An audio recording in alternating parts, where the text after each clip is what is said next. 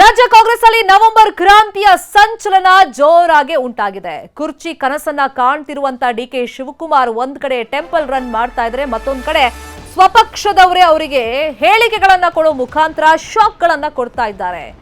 ಯತೀಂದ್ರ ಸಿದ್ದರಾಮಯ್ಯ ನಿನ್ನೆ ಉತ್ತರಾಧಿಕಾರಿ ದಾಳವನ್ನ ಉರುಳಿಸುವ ಮುಖಾಂತರ ಡಿಕೆ ಶಿವಕುಮಾರ್ಗೆ ಟೆನ್ಷನ್ ಅನ್ನ ತಂದಿಟ್ಟಿದ್ದಾರೆ. ಸತೀಶ್ ಜಾರಕಿಹೊಳಿ ಸಿದ್ದು ಉತ್ತರಾಧಿಕಾರಿಯಂತೆ. ಸಿಎಂ ಕುರ್ಚಿ ಆಟದ ಚರ್ಚೆಗೆ ಯತೀಂದ್ರ ಅವರ ಈ ಸ್ಟೇಟ್ಮೆಂಟ್, ಈ ಹೇಳಿಕೆ ಹೊಸ ತಿರುವನ್ನ ತಂದಿಟ್ಟಿದೆ. ಅಹಿಂದ ಲೀಡರ್ ಸತೀಶ್ ಜಾರಕಿಹೊಳಿ ಅಂತ ಹೇಳಿ ಯತೀಂದ್ರ ಸಿದ್ದರಾಮಯ್ಯ ಹೇಳಿದ್ದಾರೆ. ಒಂದ್ ಕಡೆ ಕುರ್ಚಿ ಕಿತ್ತಾಟ ನಡೀತಾ ಇದೆ, ಕಾಂಗ್ರೆಸ್ ಅಲ್ಲಿ ದಿನಕ್ಕೊಬ್ರು ಹೇಳಿಕೆಗಳನ್ನ ಕೊಡ್ತಾ ಇದ್ದಾರೆ, ಒಂದಿಷ್ಟು ಗೊಂದಲ ಉಂಟಾಗಿದೆ. ಈ ಎಲ್ಲ ಬೆಳವಣಿಗೆಯ ಮಧ್ಯದಲ್ಲಿ ರಾಹುಲ್ ಗಾಂಧಿಗೆ ಆಹ್ವಾನವನ್ನ ನೀಡಲಾಗಿದೆ. ನವೆಂಬರ್ 9ನೇ ತಾರೀಕು ರಾಜ್ಯಕ್ಕೆ ಬರುವಂತೆ ರಾಹುಲ್ಗೆ ಡಿಕೆ ಶಿವಕುಮಾರ್ ಆಹ್ವಾನವನ್ನ ಕೊಟ್ಟಿದ್ದಾರೆ. ಕುತೂಹಲ ಮೂಡಿಸ್ತಾ ಇದೆ ಕಾಂಗ್ರೆಸ್ನ ಪ್ರತಿದಿನದ ಈ ಬೆಳವಣಿಗೆಗಳು.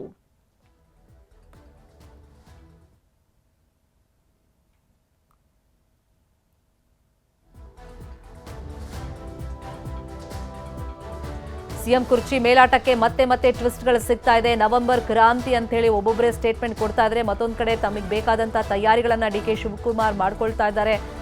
ದೇವಸ್ಥಾನಗಳಿಗೆ ಹೋಗ್ತಾ ಇದ್ದಾರೆ, ಸಂಕಲ್ಪ ಮಾಡ್ತಾ ಇದ್ದಾರೆ, ಮುಖ್ಯಮಂತ್ರಿ ಹುದ್ದೆಗೆ ಏರುವಂತ ನಿಟ್ಟಿನಲ್ಲಿ ಕನಸನ್ನ ಕಂಡಿದ್ದಾರೆ. ಈ ಬೆನ್ನಲ್ಲೇ ಯತೀಂದ್ರ ಅವರ ಹೇಳಿಕೆ ಭಾರಿ ಸಂಚಲನ ಉಂಟು ಮಾಡಿದೆ. ಯತೀಂದ್ರ ಹೇಳಿಕೆ ಕಾಂಗ್ರೆಸ್ ಅಲ್ಲಿ ಸಂಚಲನ ಮೂಡಿಸಿದೆ. ಯಾರ್ಯಾರು ಏನೇನು ಹೇಳಿದ್ದಾರೆ ನೋಡೋಣ. ಸಿದ್ದರಾಮಯ್ಯ ಅವರ ನಂತರದ ಸ್ಥಾನವನ್ನು ತುಂಬುವ ಶಕ್ತಿ ಸತೀಶ್ ಜಾರಕಿಹೊಳಿ ಅವರಿಗಿದೆ. ಅಲ್ಲ, ನಾವು ಹೇಳಿರಲ್ಲ 28 ಕ್ಲೇಮ್ ಅಂತ ಹೇಳಿರಲ್ಲ. ಮತ್ತೆ ಈಗ 2028ಕ್ಕೆ ಸಿಎಂ ಸ್ಥಾನಕ್ಕೆ ನಾನು ಆಕಾಂಕ್ಷಿ ಅನ್ನೋ ಮಾತನ್ನ ಹೇಳಿದ್ದೀನಿ. ಅಲ್ಲ, ಅದು ಹೇಳಿದಿಲ್ಲ, ಕ್ಲೇಮ್ ಮಾಡ್ತೀವಿ ಅಂತ ಹೇಳಿದೀವಿ. ಅದು ಅಂತಿಮವಾಗಿ ಪಕ್ಷ ತೀರ್ಮಾನ ಮಾಡಬೇಕು, ನೋಡೋಣ. ಈಗ ನನಗೆ ಅನ್ಸೋದು ಅದು ಲೀಡರ್ಶಿಪ್ಪಿನ ಲೆಕ್ಕದಲ್ಲಿ ಮಾತಾಡಿಲ್ಲ ಅವರು ಮಾತಾಡಿದ್ದು ಸರ್ಕಾರದ ಪಕ್ಷದ ಬದ್ಧತೆ ಬಗ್ಗೆ, ಸಮಾಜದ ಬದ್ಧತೆ ಬಗ್ಗೆ ಮಾತಾಡಿದ್ದಾರೆ.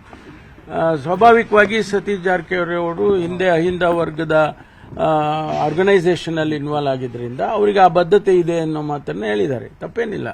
ಸೈದ್ಧಾಂತಿಕವಾಗಿ ಸಾಕಷ್ಟು ಜನ ನಮ್ಮ ಪಾರ್ಟಿನಲ್ಲಿ ಏನು ನಮ್ಮ ಕಾಂಗ್ರೆಸ್ ಐಡಿಯಾಲಜಿನ ಮುಂದುವರ್ಸ್ಕೊಂಡು ಹೋಗ್ತಾ ಇದ್ದಾರೆ. ಅದರಲ್ಲಿ ಸತೀಶ್ ಜಾರಕಿಹೊಳಿ ಅವರು ಒಬ್ರು ಅಂದ್ಬಿಟ್ಟು ಅವರೇ ಹೇಳ್ತಾ ಇದ್ದಾರೆ. ಅದರಲ್ಲಿ ಅವರು ಒಂದು ಸಂಘಟನೆ ನಡೆಸ್ತಾರೆ ಮುಂಚೆಯಿಂದಾನು. ಯಾವುದು ನಿಮ್ಮ ಇದ್ರ ವಿರುದ್ಧ, ಮೂಢನಂಬಿಕೆಗಳ ವಿರುದ್ಧ, ಸಂವಿಧಾನದ ಪರವಾಗಿ ನಡೆಸ್ತಾ ಇದ್ದಾರೆ. So there is nothing wrong ಅಲ್ಲ. ನಮ್ಮ ಯಾರದೇ ಕ್ಲೇಮ್ ಇವತ್ತು ಸಹ ಮಾಡ್ಕೊ ಸ್ವಾಭಾವಿಕ. ಎಲ್ಲರಿಗೂ ಆಶೆ ಇರ್ತದೆ. ಯಾರು ಸನ್ಯಾಸಿಗಳಲ್ಲ ರಾಜಕೀಯದಾಗ. ಯಾರ್ಯಾರು MP ಪಾಡ್ ನೋಡ್ಕೊಂಡು ಯಾರೂ ಸನ್ಯಾಸಿಗಳಲ್ಲ, ಎಲ್ಲರೂ ಸಮರ್ಥರಿದ್ದಾರೆ. ಡಿಕೆ ಶಿವಕುಮಾರ್ ಅವರು ಸಮರ್ಥಿದ್ದಾರೆ, ಸತೀಶ್ ಜಾರಕಿಹೊಳಿ ಅವರು ಸಮರ್ಥಿದ್ದಾರೆ, ಪರಮೇಶ್ವರ್ ಅವರು ಸಮರ್ಥಿದ್ದಾರೆ, ರಾಮಲಿಂಗಡಿ ಅವರು ಸಮರ್ಥಿದ್ದಾರೆ, ಕೃಷ್ಣ ಬೈರೇಗೌಡರು ಸಮರ್ಥಿದ್ದಾರೆ, ಬಹಳಷ್ಟು ಜನ ಸಮರ್ಥಿದ್ದಾರೆ. ಪಕ್ಷ ಯಾವತ್ತೂ ಸಹ ಜನಾಭಿಪ್ರಾಯ ಬರಬೇಕು. ಮತ್ತೆ ಕಾಂಗ್ರೆಸ್ ಮುಖ್ಯವಾಗಿ ಕಾಂಗ್ರೆಸ್ ಪಕ್ಷ ಶಾಸಕರು ಬಯಸಬೇಕು.